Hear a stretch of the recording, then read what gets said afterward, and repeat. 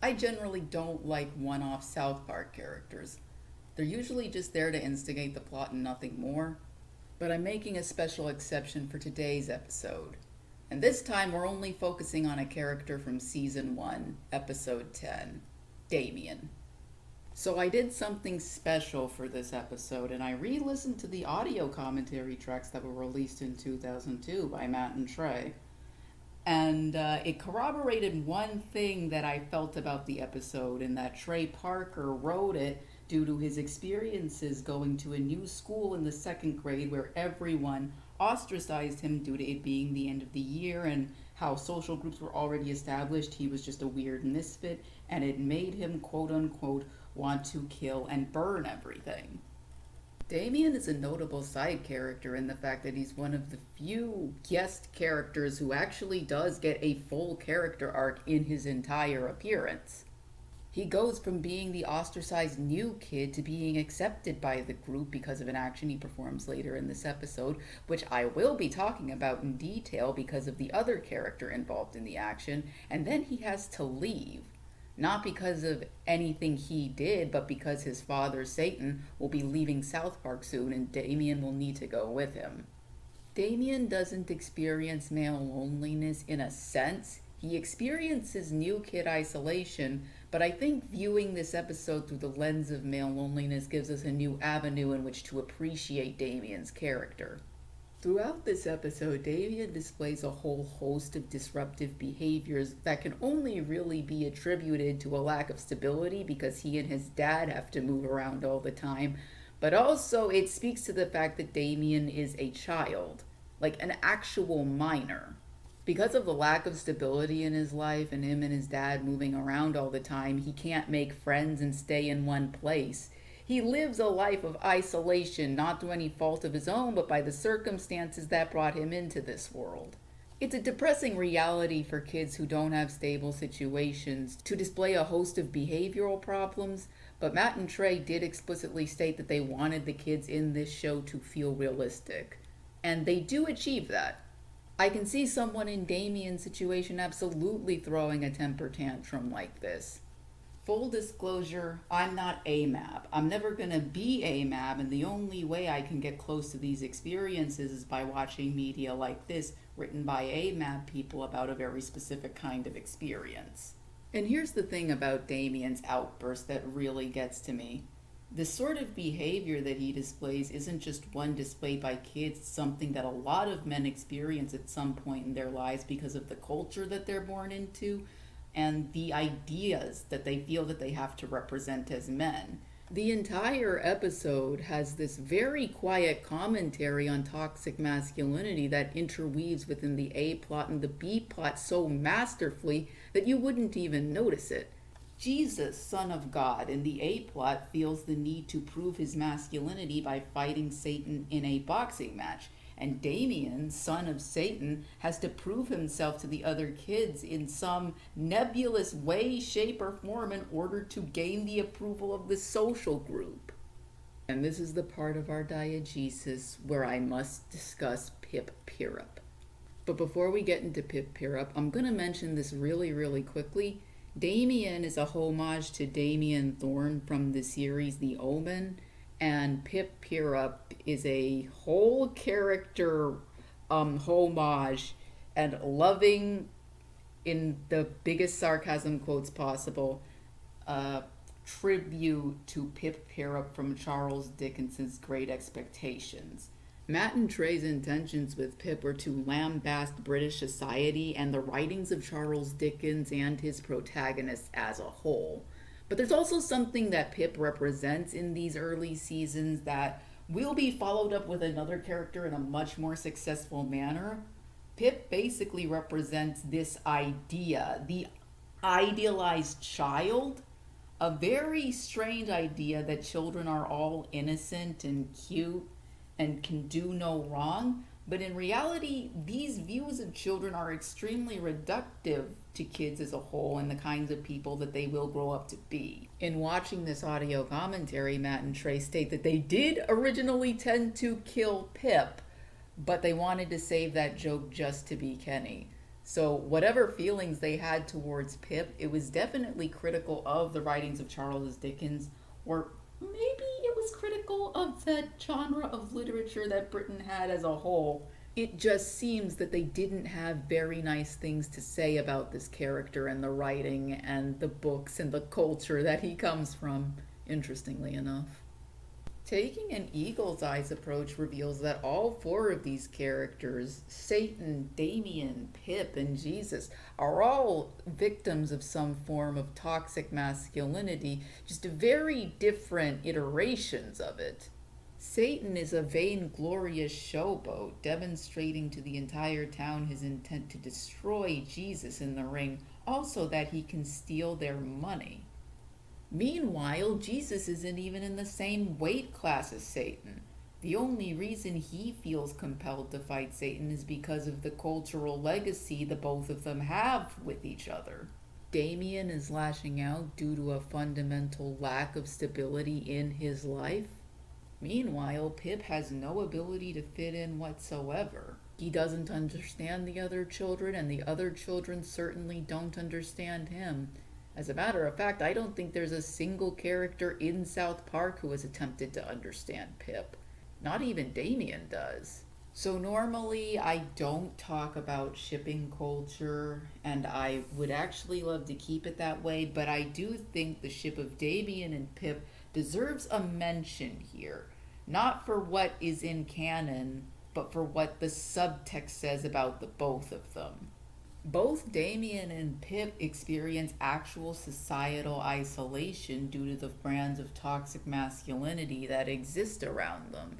They don't behave in a specific way, and they don't fit into the cultural norms of what South Park institutes as normal, so they are seen as outcasts. And to read that far into them is honestly a pretty respectful read to both characters. I understand why people see value in a potential romantic relationship between the two, because the themes that they represent when paired together do come off as a genuinely sweet reading of two lonely boys finding solstice in each other.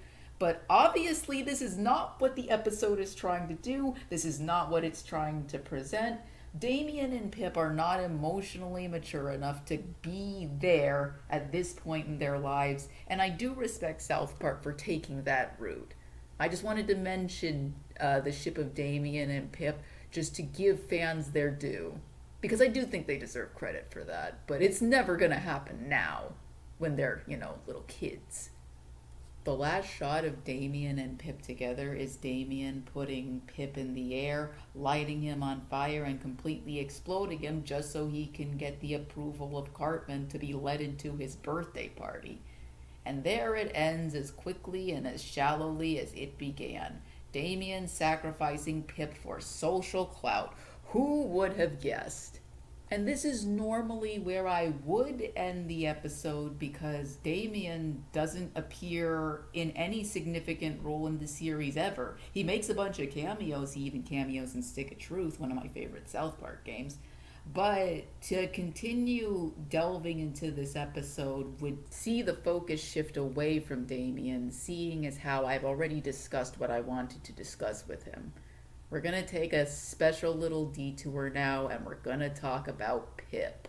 That's right, I lied to you. I lied to every single one of you back in the beginning. I said it was just going to be about Damien, but now it's about Pip!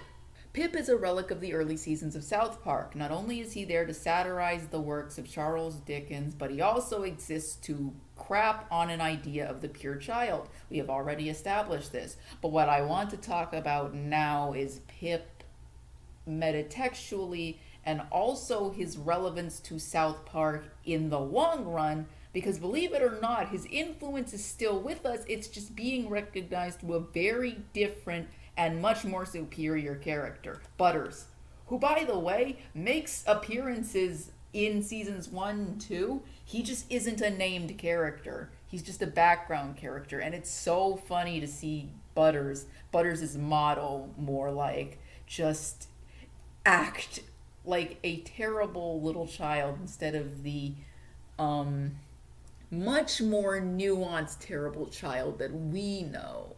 It's obvious that Matt and Trey wanted a character whose purity was to contrast with the terrible society that South Park is. And I do think that's a good writing decision, but I think the problems that they faced with Pip as a character developmentally is that because he is based off a pre existing work, there really wasn't much they felt comfortable giving him that strayed away from the original vision of the character, it seems like. I realize that this is purely conjecture, the last statement, but you have to understand working with an original character and working with a character who already exists and has an established character are two entirely different things, and quite frankly, they're two entirely different skill sets. I know this because I am a writer. This is something that I have to consciously deal with whenever I am writing for characters who already have pre established lore, continuity, and setup. There's always going to be an element of foreignness when you're working with someone else's character that you just don't have when you're working with your material. And I respect that they did the best with Pip that they could, but it seems to me that the development that they gave Pip was just not substantial enough for him to stay in the show. I want you to think about season 4's Pip for a second. Like, I genuinely want you to pause this audio commentary and I want you to think about it for a second. Matt and Trey have been open about how Pip's starring episode is South Park's very loose adaptation of Great Expectations, the source material that Pip is from.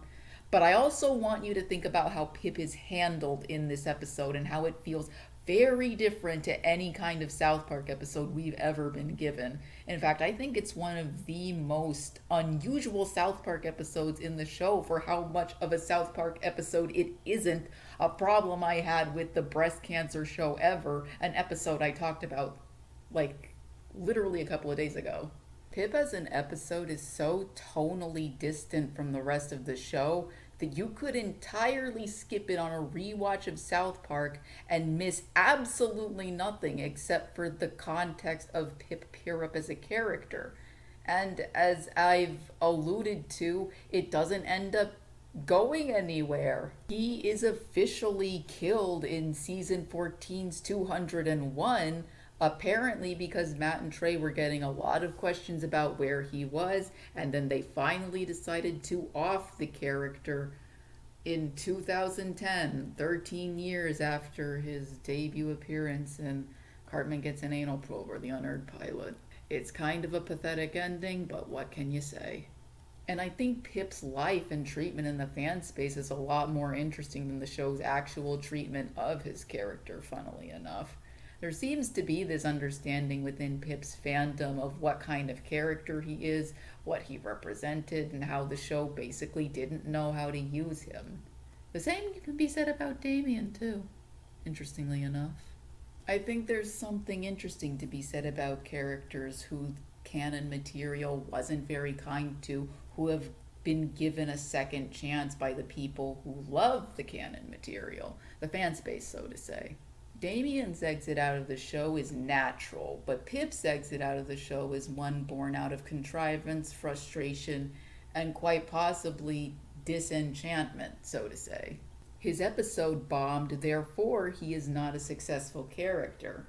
Like, I definitely understand where they were coming from when they made that decision. Pip is a character who was screwed over by cosmic circumstance, while Butters occupies his niche in the show a lot more successfully because of his more natural implementation. This isn't an episode about Butters, but as someone who has watched a lot of South Park, I can definitely tell you that all of Butters' character traits were more successfully shown off before his debut appearance than Pip.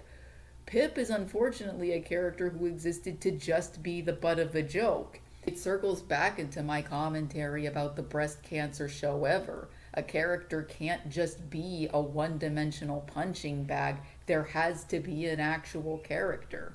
There is no joke without a punchline.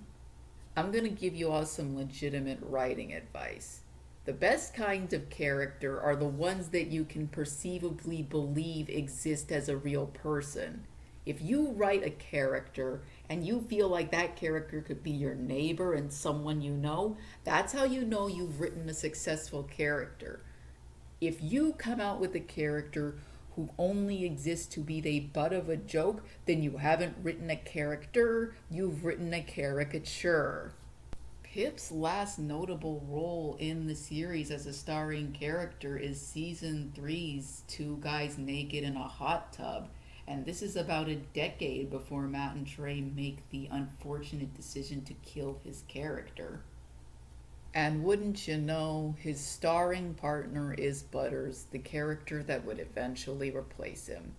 It's some pretty cosmic irony, but I think it's one of the funniest moments of irony in all of South Park.